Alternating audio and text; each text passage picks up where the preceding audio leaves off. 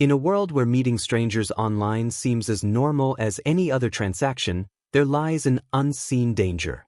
It only takes a simple Craigslist exchange to open the door to unimaginable fear. A person you've never met, a place you've never been, and suddenly, your safety and trust are shattered.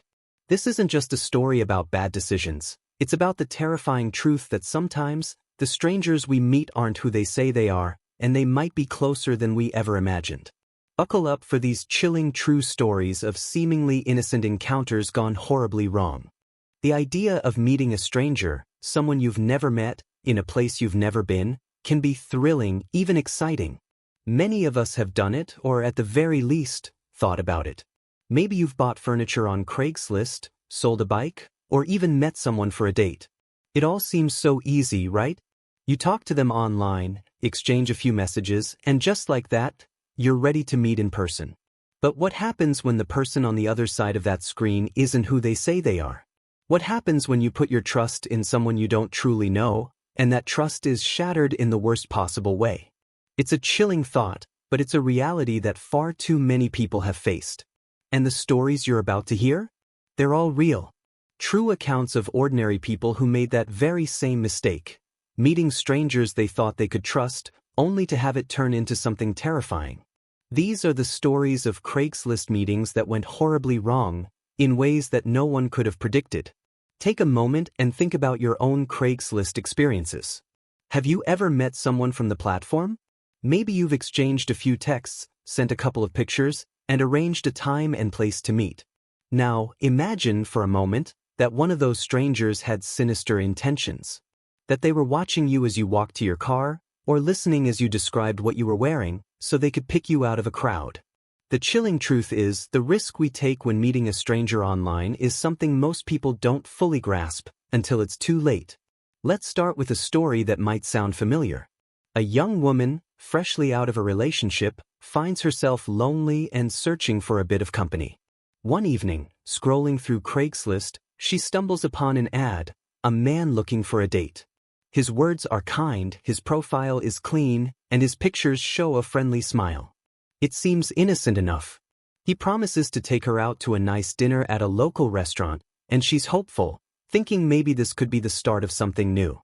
After all, it's just dinner. What could go wrong?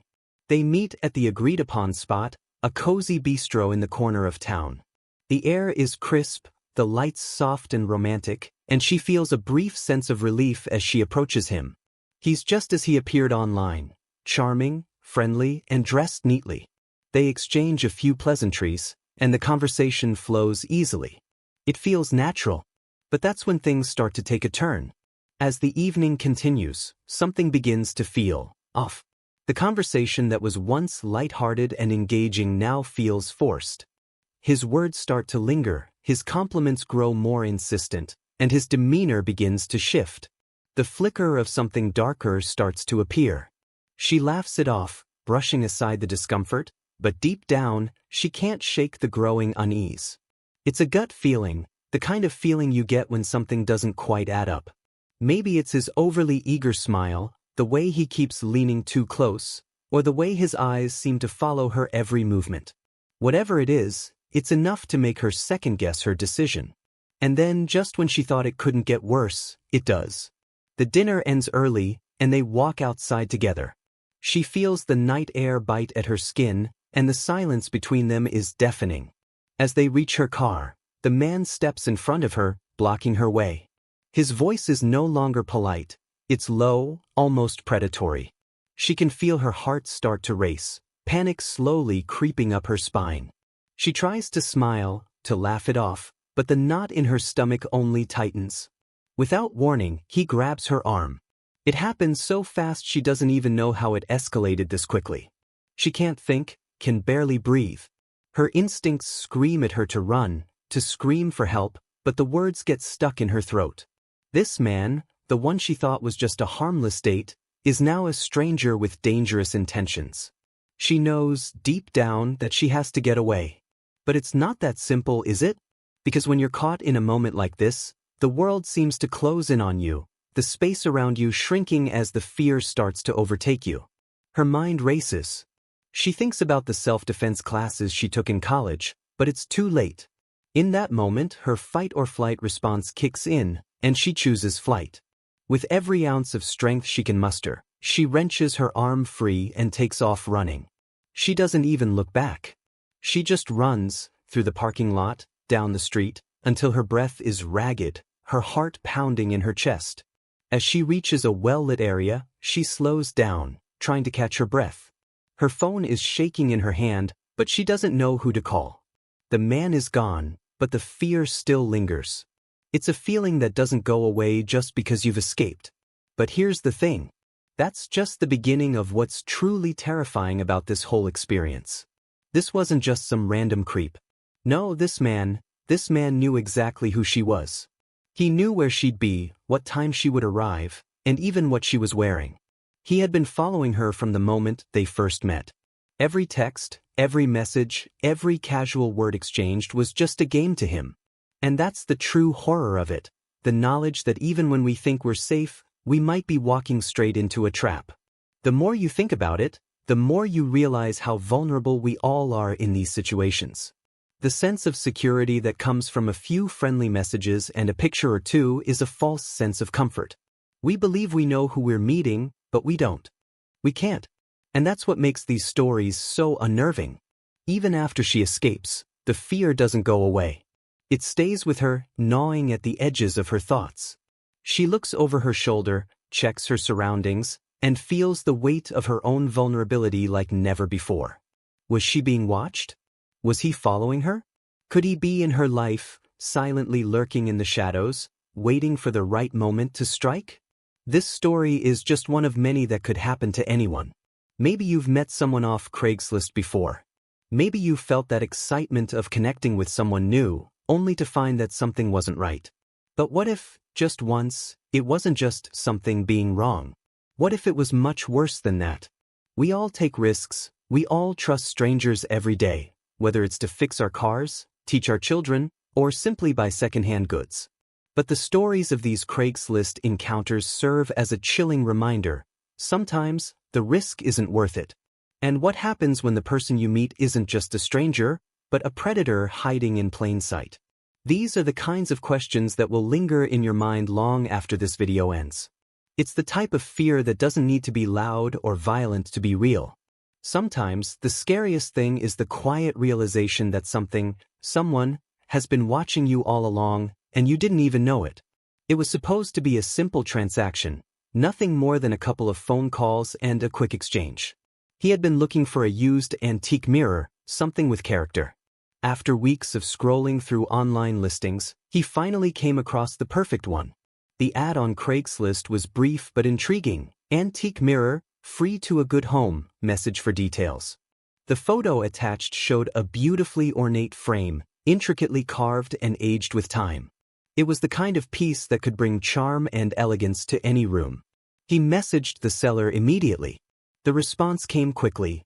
A man in his late 60s, someone who claimed to be downsizing and wanted the mirror gone as soon as possible. The seller agreed to meet him the following day in the afternoon. It all seemed too easy. No haggling, no pressure, just a free mirror for the taking.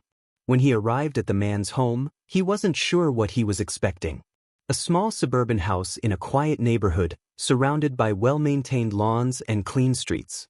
The kind of place you could walk by 1,000 times and never think twice about.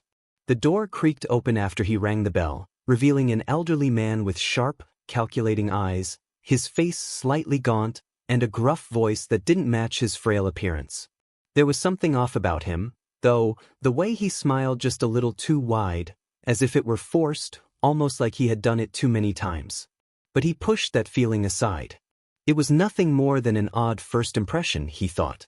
The man invited him inside, leading him through a dimly lit hallway to a back room. The room was filled with old furniture, vintage knickknacks, and dust, a strange sense of time having stood still in here. He noticed the mirror immediately. It was placed against the far wall, covered in a faded cloth. When he removed the cloth, he was stunned by how stunning it looked. The intricate detailing in the frame seemed to shimmer with history, each etching telling a story he couldn't quite place. It was beautiful, almost too beautiful. But his fascination quickly turned into a mild unease when the old man began speaking. "I've had that mirror for a long time," the elderly man said, his voice carrying a strange weight. "It's been in my family for generations."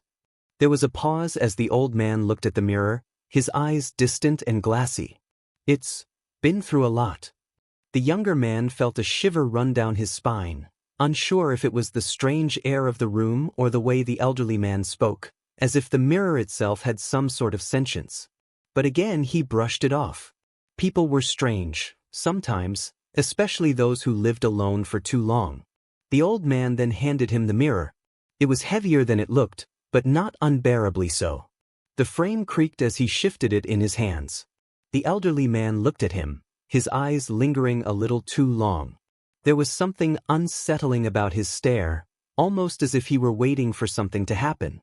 "Take care of it," the old man said quietly. "It's very special." He then added, almost as an afterthought, "It's not just a mirror, you know." The young man chuckled nervously. "Yeah, it's definitely got some character." The old man didn't laugh. Instead, he stood there, staring at him as if expecting more. After a few seconds of uncomfortable silence, the younger man decided it was time to leave. He thanked the old man, promised to take good care of the mirror, and left the house. It wasn't long after he got the mirror back to his apartment that things started to feel wrong. At first, it was subtle, a strange shift in the air whenever he passed by the mirror, like the room had grown colder, the light dimmer. He thought it was just the old wood and glass, the natural dimming of light from the street lamp outside. But it continued. Every time he caught his reflection in it, it was as though something didn't quite match. He'd see shadows flickering in the background of the glass, but when he turned around to look, there was nothing there. It was just the reflection of his apartment, nothing more. That night, after a long day at work, he sat on the couch, watching TV. The mirror was behind him, leaning against the wall, its ornate frame catching the faint light from the television. As he stared at the screen, something caught his eye. For just a split second, he saw a shadow dart across the reflection of the mirror. It moved too quickly for him to make out, but it was there, distinct and unmistakable. He froze. His heart pounded. The room felt suffocating, the air too thick to breathe. Was it just his imagination? Was he tired? He tried to laugh it off, telling himself it was nothing. But the feeling didn't go away. The next day, the weirdness escalated. He'd been sitting in his living room, working on his laptop when he heard a faint whisper. It was so soft, so quiet that at first, he thought it was the hum of his refrigerator or the wind outside. But then it came again, closer this time. A voice, quiet, unintelligible, but undeniably real. He turned, half expecting someone to be standing in the doorway. There was no one. The room was empty, as it had been for hours. Confused and unsettled, he finally got up and walked over to the mirror. He stared at it for a moment, hoping to see something, anything, that would explain the creeping dread he felt every time he looked at it. That's when he saw it. In the reflection just behind him was a figure, a man, or at least something that resembled one. It was blurry at first, but as he moved closer, the image grew clearer. It was the old man from Craigslist, the one who had sold him the mirror. His face was contorted, his eyes wide and unnatural, as if frozen in fear. But it was wrong. Something about the way he appeared was all wrong. The figure wasn't just in the reflection. It was in the room with him. A cold shiver shot up his spine. Before he could move, the image disappeared. His heart raced and his breath hitched in his chest. Was this some kind of hallucination? He rubbed his eyes, staring into the glass once more. But all he saw was his own reflection staring back at him. There was nothing behind him. Nothing out of the ordinary. But the feeling didn't fade. The unease gnawed at him, relentless and growing stronger with every passing moment. He began to lose track of time. Days blurred together. He found himself avoiding the mirror, keeping his back turned whenever he entered the room, or deliberately leaving the light off when he could. But no matter how much he tried to ignore it, the mirror continued to haunt him. Late one night, desperate for answers, he researched the history of the mirror. He wanted to know its origins, to uncover the source of this inexplicable terror. The old man had mentioned it had been in his family for generations. What had he meant by that? But as he dug deeper, he found nothing. No records, no names, no history. It was as if the mirror didn't exist before the old man had owned it. But there was one thing that kept popping up, a strange, cryptic phrase in old documents. It was written in the margins of an obscure text. The mirror reflects not only what is, but what was and what could be. That's when he realized there was something wrong with the mirror. It wasn't just a reflection of light and surface. It was a reflection of something far more sinister. The whispers, the shadows, the unnerving figures. It wasn't just his mind playing tricks on him. The mirror was showing him something else, something it shouldn't have. He tried to get rid of it. First, he left it by the side of the road. It didn't last long before it appeared back in his apartment, leaning against the wall as if nothing had changed. Then he threw it away, but again, it returned. No matter what he did, the mirror always found its way back to him. That's when he knew the mirror wasn't just an object. It was a force. Something with an agenda, something that wouldn't let him go. The moment he had touched it, the mirror had claimed him. And now it was too late to escape. She had taken the job for the money. It seemed simple enough, babysitting 2 young children while their parents were away for the night. It was a quiet neighborhood, a peaceful suburban street, where everyone knew each other, and there was never anything to worry about. It was the kind of place where you could leave your doors unlocked without a second thought, where the sound of children playing outside echoed down the block, and the only thing that kept you awake at night was the faint hum of crickets outside. The parents had been kind, friendly, and their home was warm and welcoming. They even made her feel comfortable by assuring her that the kids were well-behaved and easy to handle. She wasn't particularly nervous about the job. She had babysat before and handled worse situations: rowdy kids, pets to feed, and crying babies. This wasn't going to be much different, she thought. She arrived around 6 p.m., just as the parents were leaving for their evening out. They gave her a brief rundown of their children's usual bedtime routine, handed her the house keys, and assured her that they'd be back by midnight. They left with friendly smiles, their car pulling out of the driveway, and she stood there, for a moment, alone in the house. The house was large but cozy. It had that well-lived-in feel, like the kind of place that had witnessed years of happy moments. Family photos lined the walls, and the furniture, though modest, was clearly loved. She met the 2 children, a boy, about 7, and his younger sister, who couldn't have been more than 4. They were both sweet, polite, and excited to have someone new around. They showed her their favorite toys and games, chattered excitedly about their day, and asked her to read them stories. Everything seemed normal at first.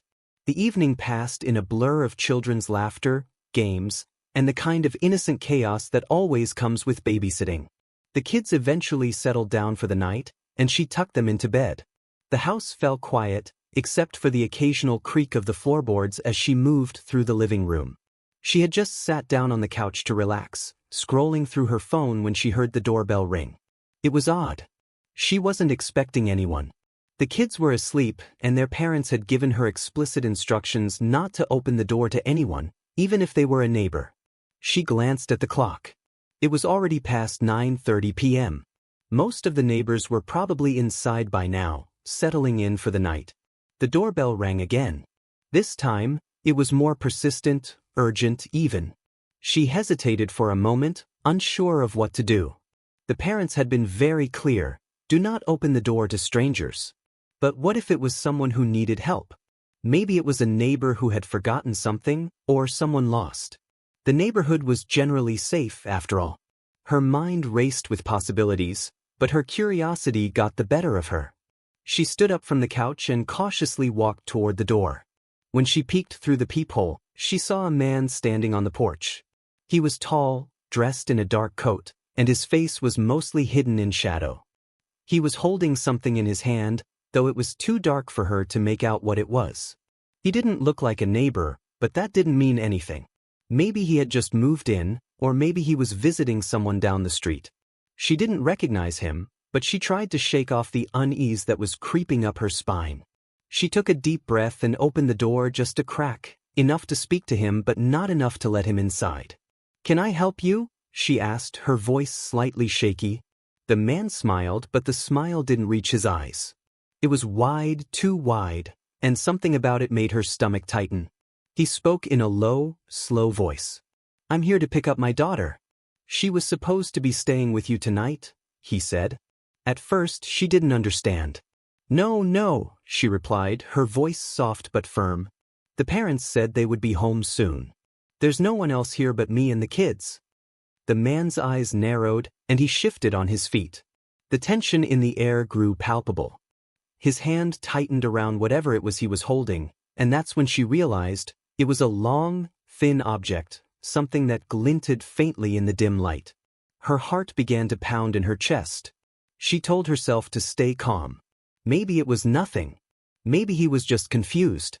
But then, something in his voice shifted, something colder. "I'm not here to argue," he said, his voice suddenly sharp, almost threatening. "I've been looking for her all night. You have no idea what's going on here. You need to let me in." Her hand instinctively moved to the lock, ready to bolt the door shut, but something stopped her. She didn't know why, but she hesitated, just for a second. The man stepped forward, and that's when everything clicked. There was something wrong, deeply wrong, about the way he was acting. His posture had changed, his expression was too cold, too calculating.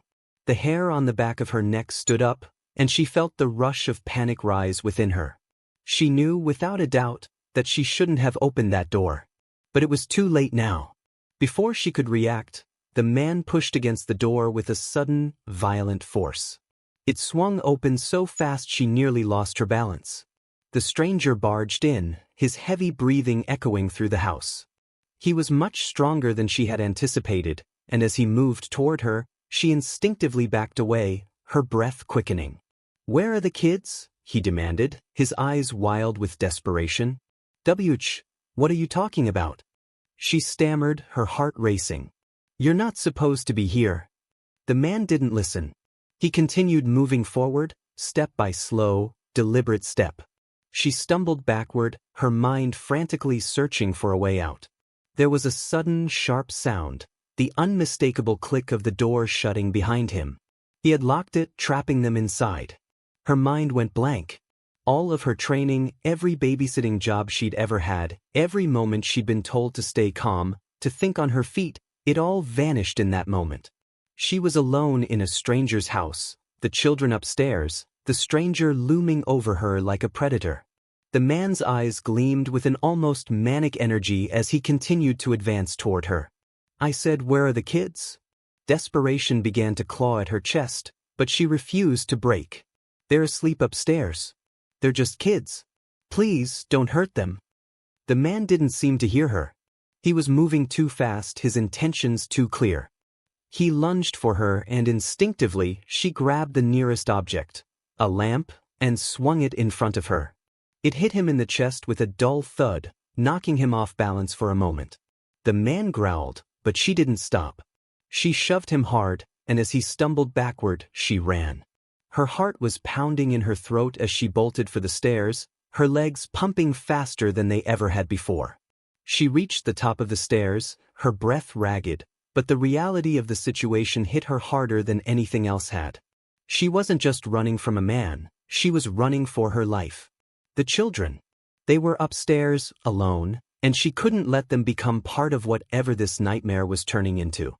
Her mind raced as she heard the man's footsteps pounding behind her. She threw open the door to the children's room, waking them both with a start. They cried out, frightened by the panic in her voice. "We have to go. Now," she told them, her voice steady, though her heart was anything but. "Stay close to me." As she ushered the children down the hallway, she heard the door at the bottom of the stairs crash open, and she knew that time had run out. They were trapped. The man was coming. And he wasn't leaving without them. It was just supposed to be a quick stop, a simple exchange, nothing more. But as soon as he arrived at the meeting point, something felt off. He had arranged to meet the seller in a quiet part of town, a place that was secluded but not too far from the main road. The ad on Craigslist had seemed harmless enough. A used car for sale, listed at a reasonable price. The photos were decent, and the description of the vehicle checked out. No hidden issues, no repairs needed. Everything seemed perfect for what he was looking for, and after a few quick texts, the deal was set. He was excited. It was an affordable option that could get him from point A to point B, and he could always fix up the details later. But when he arrived at the location, the nerves started to settle in. It was an abandoned lot near the edge of town, hidden behind a row of empty warehouses. There was no one in sight, not even a car parked nearby. Just silence and a faint smell of diesel in the air. The sun was low in the sky, casting long shadows across the cracked pavement, and the whole place had a decayed, forgotten feel to it. He stood there for a moment, wondering if this was a mistake, but he had already committed, so he sent the seller a quick message letting him know he was there. He didn't have to wait long. A man appeared from one of the nearby buildings, walking toward him at a steady pace. He was tall, broad-shouldered, dressed in a worn jacket, and his face was partially obscured by a baseball cap. The seller didn't smile or offer a handshake. He simply approached, his eyes scanning the area as if to make sure they weren't being watched. The man's energy felt tense, and there was something in the way he moved that set off alarm bells in the back of the buyer's mind, but he pushed those thoughts aside. It was just nerves, he told himself. It's just a transaction, just like any other. The seller led him to the car, parked in a corner of the lot, its paint chipped and faded. From the outside, it didn't look too bad, but as the seller opened the door and gestured for him to get in, something in the pit of his stomach twisted. There was a heaviness in the air, a strange weight that seemed to cling to the car itself. He glanced at the seller, who was already sliding into the driver's seat without saying a word. Something wasn't right. But what was he supposed to do? He'd driven all the way here, and the car was in front of him. The deal was practically done. He hesitated, but finally, after a deep breath, he got into the passenger seat. The air inside the car was stale, filled with the scent of old leather and dust. The seller turned the key, and the engine roared to life, a sharp sound that echoed through the empty lot. The car sputtered for a moment before settling into a steady hum. They drove in silence for a few minutes, the tires crunching over the gravel road, heading deeper into the industrial area. He wanted to ask more questions about the car, to learn more about its history, but the seller's lack of conversation made him nervous. Instead, he just stared ahead, trying to distract himself from the gnawing unease that was growing stronger by the second. The road grew quieter as they left the main thoroughfare behind, heading into the outskirts of town. The buildings were fewer now, and the area was more isolated, the kind of place that didn't feel right to be after dark. His heart began to race as the car veered off the main path and down a narrow road that twisted around a cluster of abandoned warehouses. There were no lights here, no signs of life, just the two of them, the car's headlights illuminating the road ahead. It felt like they were moving into the heart of nowhere, and the sense of dread that had been creeping up on him finally broke through the surface. Something was horribly wrong. The adrenaline kicked in, but it was too late to back out now. The seller, still silent, made a turn, pulling the car into a small, secluded parking area next to a rusted metal building. The area was desolate, surrounded by tall chain-link fences that loomed over them like silent sentinels. The buyer's stomach churned. He didn't know where they were anymore, but it certainly wasn't a place where anyone should be alone with a stranger. As the car came to a halt, the seller killed the engine but didn't immediately get out. Instead, he sat there, his hands resting on the wheel, his body still. The silence between them grew thick, the kind of silence that was too heavy to ignore. The buyer could feel his pulse quickening, his breath growing shallow. He was beginning to feel trapped, but he told himself it was just nerves. It had to be. He needed to stay calm, to make it through this encounter, but he couldn't shake the growing sense that something bad was about to happen. Without warning, the seller turned to him, his face still hidden in shadow beneath the brim of his cap. His eyes locked with the buyer's, and for the first time since they'd met, he spoke, his voice low and almost eerie. "I think we need to talk," he said, his tone flat and emotionless. "I don't think you really understand what you've gotten yourself into." The buyer's heart skipped a beat. "What do you mean?" he asked, his voice faltering slightly. "We're just here to finalize the deal. I'm just looking at the car." The seller shook his head slowly. "It's not about the car. It's never been about the car." The words hit him like a punch to the gut, and the air in the car grew even heavier. The buyer's palms were sweaty, his chest tightening with fear. His mind raced, his thoughts spinning as he tried to make sense of the situation. This wasn't a simple car sale. This wasn't a normal exchange. This was something much darker, something far more dangerous. Before he could respond, the seller reached into his jacket, and for a horrifying moment, the buyer thought he was about to pull out a weapon. His heart pounded in his ears, and his instincts screamed for him to run, to get out of the car and escape. But his body refused to move. He was frozen, locked in place by sheer terror. The seller, however, didn't pull out a weapon. Instead, he held up a small, metallic object, a small device that looked like some kind of remote control. He pressed a button, and a loud noise filled the car, a buzzing sound that seemed to vibrate through the air. The windows of the car rolled up automatically, sealing them inside. The buyer's breath caught in his throat as the sense of suffocation grew stronger. The air felt thicker now, colder, like a predator had just stepped into the room, and it was circling, waiting for its prey to make a move. The seller leaned closer, his face finally coming into the light. His smile was twisted, almost mocking. "You thought you could get away with a simple transaction, didn't you? But this isn't a deal. This is an invitation. And now you're here in my world." The buyer's mind raced. The panic that had been building finally broke through. He couldn't breathe, couldn't think straight. All he knew was that this man, this seller, wasn't here to sell him a car. He was here to trap him, to lure him into something far darker than he could have ever imagined. "Let me out," he demanded, his voice shaking. But the seller just laughed, a low, menacing chuckle that made the hair on the back of his neck stand up. "You're not going anywhere," the seller said calmly. "Not until I get what I want." The air inside the car grew colder, the buzzing noise still echoing in his ears as the reality of the situation hit him. There was no way out. There was no escape from this nightmare.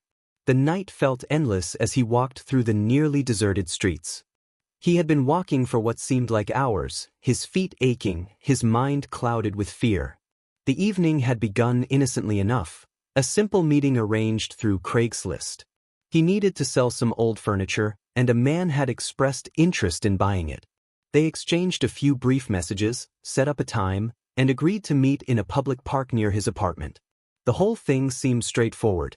He never expected anything to go wrong. The park was quiet, bathed in the soft, golden glow of streetlights that flickered in the wind. It was the kind of evening that felt peaceful, almost serene. He arrived early, waiting by the main entrance, scanning the area for the man he was supposed to meet. But as the minutes passed, his unease grew. No one showed up. He checked his phone, no new messages. Maybe the guy was just running late, he thought, though the nagging sense that something wasn't right wouldn't leave him. He started pacing, his footsteps echoing in the otherwise silent park, feeling like he was being watched, though he couldn't explain why. As time ticked on, his sense of foreboding deepened. He checked the messages again. He had confirmed the meeting, right? Everything seemed fine on his end. But the man was late, very late, and something about the whole situation made his skin crawl. After nearly half an hour, he decided to call it quits. He started walking toward the exit, hoping that maybe he had simply been too eager and was now overthinking the whole situation. But just as he turned the corner, his phone buzzed in his pocket. It was a message from the buyer. "Sorry I'm late. I'm here now. Where are you?" Relief flooded through him. Finally, the man had arrived. He texted back his location, and within minutes, the man appeared out of the shadows. He was tall, with a long coat and a dark hat, his face obscured by the brim. The way he moved seemed deliberate, almost too calculated, but the seller brushed off the feeling of unease that bubbled up. Maybe it was just his imagination playing tricks on him. After all, it was dark, and the park wasn't exactly bustling with people at this time of night. The man didn't offer a handshake or introduce himself, just nodded and gestured toward the furniture he had brought along. They moved to a nearby bench, where the transaction was supposed to take place. As the seller began to explain the items, he noticed the man's gaze. There was something unsettling about the way the buyer looked at him, too intense, too piercing. As though he was studying him, trying to read something beyond what was visible. For a moment, Everything felt normal again, like any other transaction. But then the buyer shifted in his seat, his posture stiffening. A cold breeze swept through the park, rustling the leaves on the trees. The seller shivered, but tried to stay focused on the task at hand. That's when it happened. The buyer's voice dropped, becoming lower, almost menacing. "You don't remember me, do you?" The question caught the seller off guard. He looked up, his brow furrowing in confusion. "What do you mean?" The man's eyes glinted under the streetlights, and there was a faint smile playing at the corners of his lips. "We've met before. A long time ago." Suddenly, the pieces began to fall into place. A memory surfaced in his mind, one he had buried long ago, a memory that felt distant but unmistakably real. He had met the man before, but under very different circumstances. Years ago, in a city far away, in a situation far darker than anything he had ever encountered. The buyer, the man in front of him, was the same man who had been part of an underworld network he had barely escaped from. He had helped orchestrate a deal, a dangerous, illegal deal that had nearly cost him everything. The realization hit him like a freight train, and a wave of nausea swept over him. He had thought he had outrun that part of his past. He thought he had escaped the people, the debts, the memories. But this man, this buyer, was here to remind him that no one truly escapes their past. "Why?" he stammered, his voice catching in his throat. "How did you find me?" The buyer's smile widened, though there was nothing comforting about it. "I didn't need to find you. I knew you'd come back. You always do." The seller felt his heart race in his chest. Panic surged through him as his mind scrambled for a way out. He couldn't confront this man here, not in the open, not when the park was so empty, so isolated. There was no one to help him, no one to hear him scream if things went wrong. He had to leave. He had to get out of there before it was too late. Without thinking, he stood up, his body trembling with fear, and backed away. But the buyer didn't let him go. His hand shot out, grabbing his arm with a vice-like grip. The cold touch of his fingers sent a jolt of terror through him. "Where do you think you're going?" the buyer growled, his voice like gravel. The seller tried to pull away, but the buyer's strength was unnerving. There was a coldness to him, something far more sinister than he had realized. He could feel the weight of the man's gaze, the way his fingers dug into his skin, holding him in place as if to remind him that there was nowhere left to run. "I don't want any trouble," the seller said, his voice shaking. "Let me go. Please." But the buyer didn't let go. Instead, he pulled him in closer, his breath warm and rancid against his ear. "You already know too much," he whispered. "You always were too curious. Now you're going to pay for it." With a sudden, forceful movement, the buyer pushed him back, shoving him against the nearby tree. The impact knocked the wind out of him, and he gasped for air, his mind racing, trying to think of an escape. But the buyer wasn't finished. "You thought you could get away," the buyer said, his voice cold and filled with malice. "But there's no running from your past. Not now. Not ever." Fear gripped the seller's chest as he realized just how much danger he was in. This wasn't just a simple Craigslist meeting gone wrong. This wasn't just a transaction. This was personal. The buyer wasn't here for furniture. He wasn't here for anything but revenge. He had come for him, and he wasn't going to let him go until he got what he wanted. The seller's heart hammered in his chest, his mind spinning as he searched for a way out. He had made a mistake, a terrible mistake in thinking that he could escape everything he had left behind. Now, standing in this quiet, empty park, he was face to face with the consequences of his choices. And there was no one around to help him. No one to save him from the nightmare that was unfolding right before his eyes. The buyer's hand tightened around his throat, and for a brief moment, the world around him began to fade. His breath was shallow, his vision darkening at the edges. But as the grip on his throat loosened slightly, a new surge of fear filled him. He wasn't dead yet. This wasn't over. He had to survive. With a burst of adrenaline, he kicked out, catching the buyer in the knee, and in that moment of shock, he wrenched free. His body was on autopilot, the only thing on his mind, survival. He turned and ran, stumbling as he desperately tried to put distance between himself and the buyer. The park that had once seemed so peaceful now felt like a maze, a deadly trap. But he had no choice. He had to keep running. The night was thick with tension, the kind of silence that felt suffocating. She had been driving for what seemed like forever, the headlights cutting through the dense fog that had descended on the road. The air in the car was heavy with the weight of the events that had unfolded over the past few hours. What had started as a routine delivery, a simple job, had quickly spiraled into something far darker. Something she wasn't prepared for. She glanced at the rearview mirror again. The headlights of the car behind her were still there, a constant presence in the night. She tried to shake off the unease gnawing at her gut, but it wasn't easy. Every turn she made, every street she passed, the car remained right behind her, maintaining a steady distance. She told herself it was just paranoia. People drove at night, it was nothing to worry about. But the feeling didn't go away. In fact, it only seemed to grow stronger with each passing minute. She reached a stoplight and, for a split second, took her foot off the gas, the car slowing just enough for the headlights behind her to close the distance. Her pulse quickened, a sudden burst of anxiety that made her grip the steering wheel tighter. What was happening? Why did it feel like she was being followed? The light turned green, and she quickly accelerated, pushing the car forward as though putting distance between herself and the fear creeping up her spine. The road ahead was clear, but the unease lingered. She glanced over her shoulder once more, just to confirm. The car was still there. Still tailing her. This wasn't normal. It wasn't right. She had accepted a job earlier that day, picking up a large package from an address she wasn't familiar with. The delivery was supposed to be straightforward. A simple drop-off at a secluded address on the outskirts of town. She hadn't thought much of it at the time. But now, as the car continued to follow her down the narrow, dimly lit streets, her mind raced. What had she gotten herself into?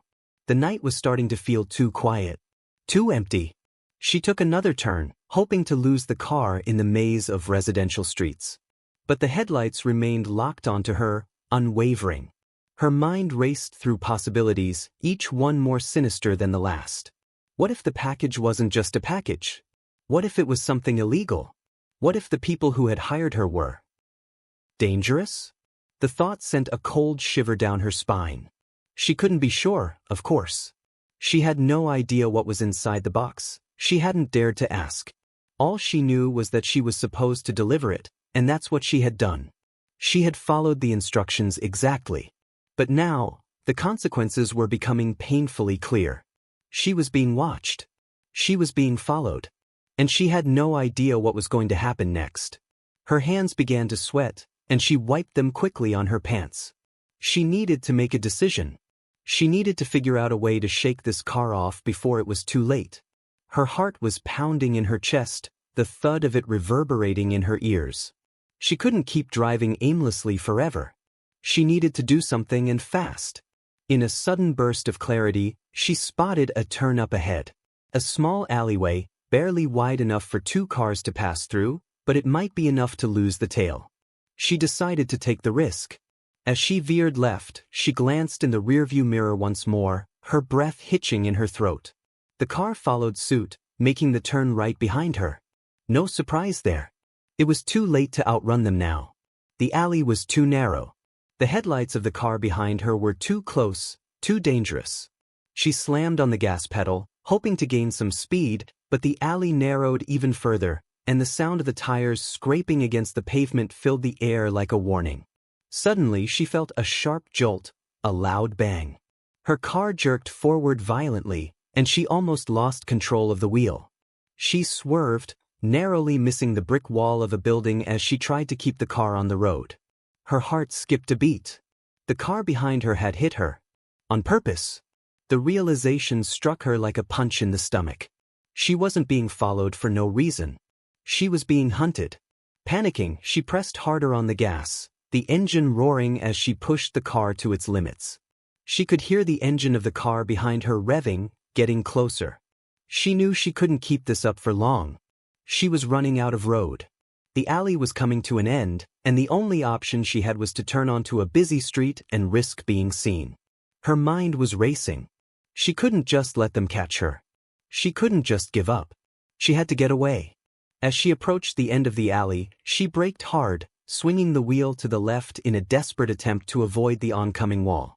She made the turn just in time, the back tires of her car skidding dangerously as she crossed over into the main street. For a split second, she thought she might have lost them. But when she looked in the rearview mirror again, she saw the headlights. Closer than ever. The car was still on her tail, and it was gaining speed. The pounding of her heart grew louder, drowning out the sounds of the engine. She wasn't sure how much longer she could keep this up. The street ahead of her was empty, but that wouldn't last long. She needed a plan. She needed to think. Her thoughts were interrupted by a sharp screech of tires. She turned her head just in time to see the other car, its headlights blinding her in the darkness, swerve toward her. They were trying to force her off the road. She took a sharp left, hoping to escape their reach, but the car behind her mirrored every move, staying close behind. She could hear the sound of the tires squealing, the engine growling in pursuit. It was like something out of a nightmare, one that she couldn't wake up from. Ahead, there was a red light. She saw it too late. The car behind her was almost on top of her, and there was nowhere left to go. In a split second, she had no choice but to slam on the brakes, stopping just inches from the crosswalk. Her eyes darted back to the rearview mirror. The car was coming for her. It was coming too fast. Without thinking, she opened the door and fled. She didn't know where she was running or what she hoped to find. The city was a blur, the sounds of her breathing, the beating of her heart, and the pounding of her feet the only things she could focus on. She couldn't hear the car anymore, but the fear hadn't stopped. She could feel it in her bones, the knowledge that someone was still after her. She had to keep moving. Her legs burned as she sprinted through the darkened streets, the lights above casting long shadows on the sidewalk. But there was no safe place, no escape. She felt exposed.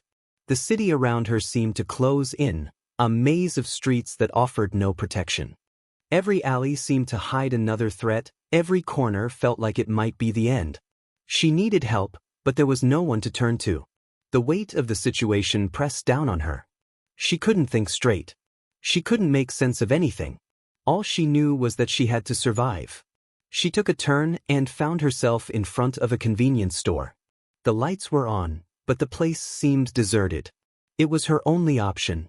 She darted inside, slamming the door behind her. But when she turned to face the counter, she saw it. A shadow loomed from behind the counter. The man. He had followed her here. And now, there was no place left to run. The cold wind cut through him as he stepped out of the alley, the dim glow of the streetlights casting long shadows across the pavement. He had been running for what felt like hours, his lungs burning, his legs screaming in protest. His mind was a chaotic whirl of panic and disbelief. Every sound around him seemed amplified, as though the world had turned into a heightened version of itself. His heart was still pounding in his chest, the adrenaline coursing through his veins, but the fear was the hardest thing to shake. He couldn't stop thinking about what had just happened, the last few hours, the brief encounter, and everything that had followed. He had thought it was just a simple Craigslist transaction, a harmless deal for a new couch. But now, everything had shifted into something much darker, something beyond his control. As he walked further into the night, his feet feeling as though they were dragging on the asphalt, he looked over his shoulder, half expecting to see the headlights again. The car that had followed him was gone, or at least he thought it was. He had lost it for a moment when he turned down a side street, and now, the quiet felt almost oppressive. The sudden peace, the absence of the pursuing vehicle, felt too calm, too empty. He knew better than to assume he was safe. Nothing had been right since that initial encounter, and he wasn't foolish enough to believe that it was over. He reached into his jacket pocket, his fingers brushing against the cold, smooth surface of his phone. He didn't want to call the police. He couldn't. The events that had unfolded over the course of the evening didn't make sense. There were too many pieces missing, too many questions left unanswered. The man, the one who had approached him about the couch, had known too much. And when he had mentioned the old job, the one he thought he had left behind, everything had clicked. The man wasn't just some random buyer. He wasn't interested in a new piece of furniture. No, the moment they made eye contact, he had known exactly who he was. And in that moment, the familiar terror from years ago had come rushing back. He hadn't thought about it in so long, but now it was clear. The man was part of something much bigger than a simple furniture exchange. And it wasn't just his past that was in danger, it was everything. His phone buzzed in his hand, breaking him from his thoughts. His heart skipped a beat when he saw the text message, the number unrecognized. "You're not going to get away. We've been watching you." The words hit him like a slap to the face. He felt a surge of panic rising up his throat, choking him, but he quickly swallowed it down. He needed to think. He needed to make it through this, and he couldn't afford to fall apart now. He quickly typed a response, his hands trembling as he tried to make his words sound calm, controlled. "Who is this? What do you want?" His fingers hovered over the send button for a moment, as though the very act of pressing it might somehow seal his fate. He didn't know who these people were, what they wanted from him, or what was going to happen next. The only thing he did know was that he had to keep moving. He couldn't stay here. They were watching him. They knew where he was. Suddenly, the phone vibrated again. "Meet us where it started. The deal will be concluded. Else." The message was chilling in its simplicity. It was as though the sender was daring him to refuse. He didn't have a choice. He knew that. His mind raced back to the place where this all began. The old, abandoned warehouse on the edge of town.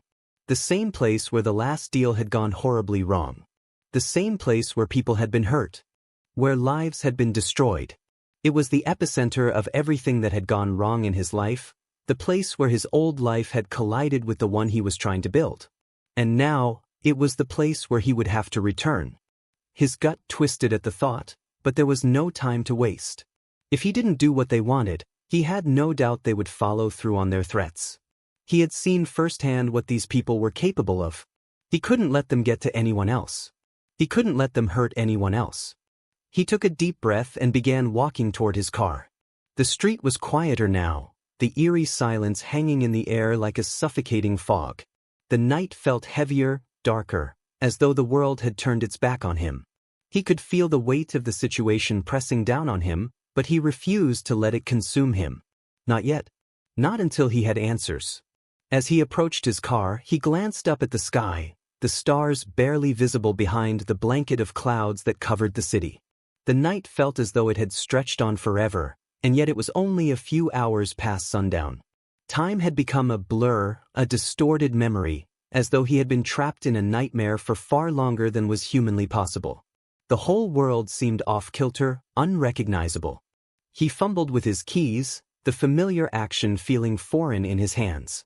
He wasn't sure where he was going, but he knew one thing. He couldn't go home. Not yet. Not while they were still out there watching him. He climbed into the car and started the engine, the sound of it cutting through the silence like a knife. He didn't know what would happen next, but he couldn't stay here, not with them waiting. The drive to the warehouse felt endless. His mind raced with every turn, every street sign that blurred past him. He had no clear plan, no real idea of how he was going to handle this. He only knew that he had to show up. He had to face them. There was no other choice. When he finally reached the old warehouse, the same cold dread that had clung to him all night washed over him once more. The building loomed in front of him, its broken windows and rusted metal exterior a haunting reminder of his past. This was where it all began, and now, it seemed, it was where it would end. He parked the car, the engine ticking softly as it cooled, and stepped out, his breath coming in quick, shallow gasps. The air around him felt heavy, thick with the tension of the moment. He walked toward the entrance, his footsteps echoing in the empty night, each one a reminder that he was alone in this. No one else would help him. The door creaked as he pushed it open, the sound scraping against the silence like the beginning of a bad dream. Inside, the warehouse was dark, only a few weak lights flickering from the corners of the room. The shadows stretched long and menacing, and for a moment he thought he saw figures moving just beyond his vision, but when he blinked, they were gone. "Come in," a voice called from the darkness. It was low and steady, but there was an edge to it that made his blood run cold. He didn't hesitate. He couldn't afford to. He stepped further into the warehouse, his eyes scanning the shadows for any sign of movement. His heart raced, and his pulse pounded in his ears. He was walking into the lion's den, and he knew it. And then, from the darkness, he saw them. 3 figures, standing motionless in the far corner. Their faces were hidden, obscured by the darkness, but he knew they were the ones who had been watching him. They were the ones behind everything. And they were waiting for him. He had made it.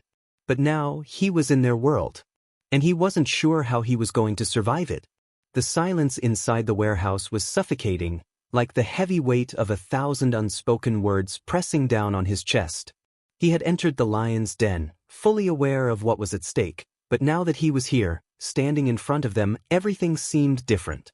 The darkness felt alive, thick with anticipation.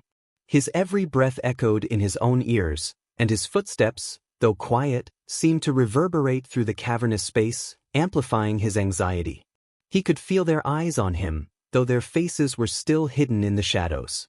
He had walked into this with a sense of purpose, but now, as he stood there in front of them, all of that purpose felt distant, almost meaningless.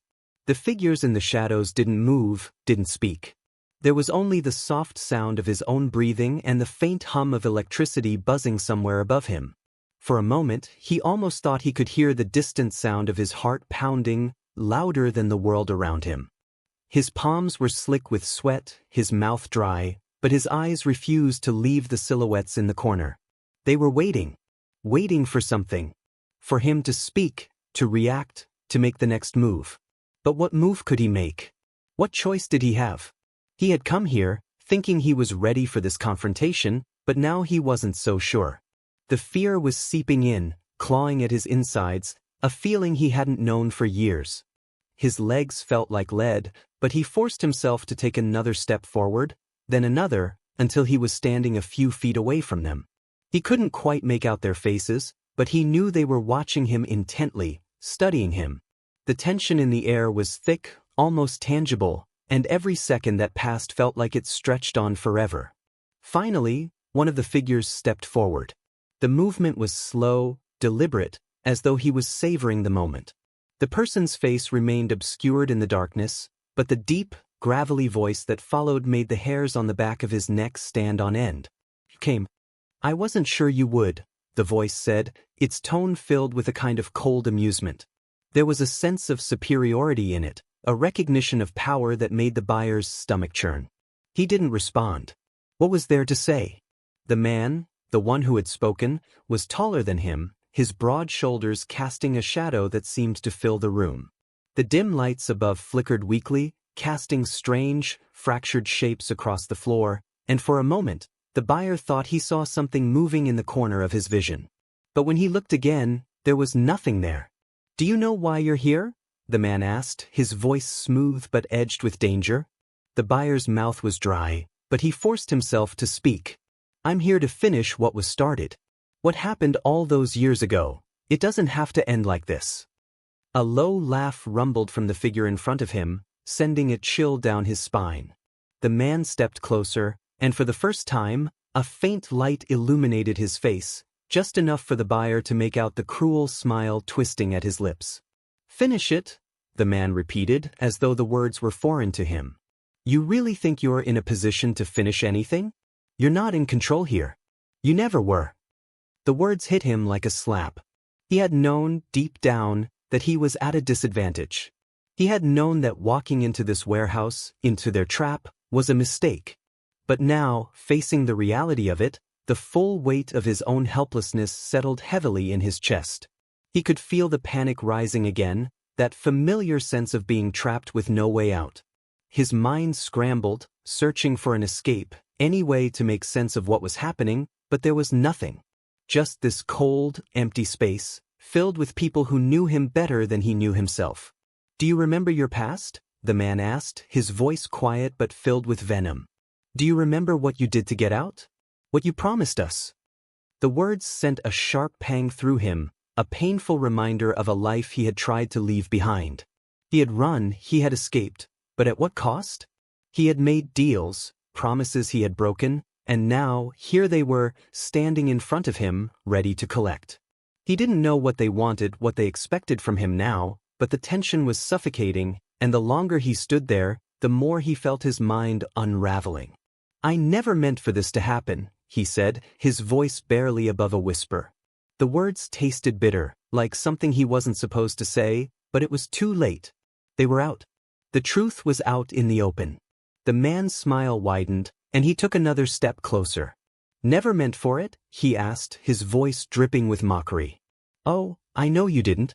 You thought you could just walk away. But you can't, not from this. Not from us. The figure behind him shifted, and a third person, a woman, stepped into the faint light. She was smaller than the man, but there was something about her that made him pause. She exuded a quiet, almost effortless power, and her gaze locked with his as though she could see straight through him. She said nothing, but her presence alone was enough to send a shiver down his spine. She had been part of it all along, part of the deal, part of the trap, and her silence felt more threatening than any words could have been. The buyer's mind raced as the woman took a step forward, closing the gap between them. You thought you could walk away, she said, her voice calm and measured. But you underestimated us. And now you'll pay for it. A cold sweat broke out across his forehead. He opened his mouth to speak, but no words came out. His throat was tight, constricted, as though the room itself was pressing in on him.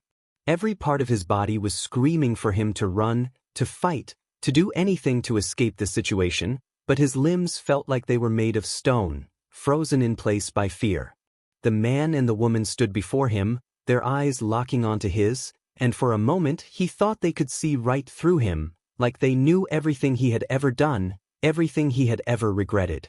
They knew his every weakness, every failure. And that was the worst part. He had no control anymore.